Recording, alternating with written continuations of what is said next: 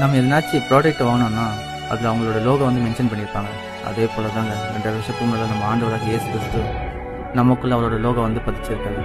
எதுலன்னு கேட்குறீங்களா? லங்ஸில் தாங்க.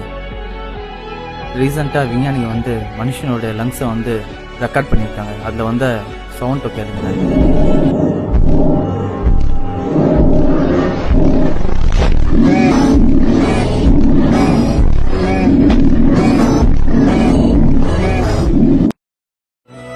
யாவே யாவே யாவே யாவேன்னு உச்சரிக்குது.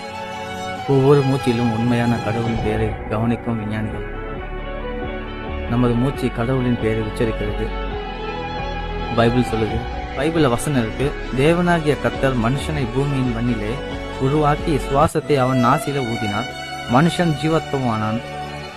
ஆதியாகமம் 2:7.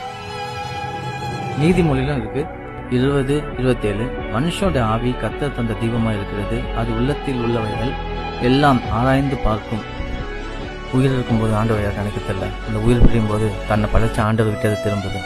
இதிலிருந்து என்ன தெரியுது? நம்ம எல்லாரையும் படிச்சது ஆண்டவர் இயேசு கிறிஸ்து தான் தெரியுது. Jesus loves you. May God bless you all.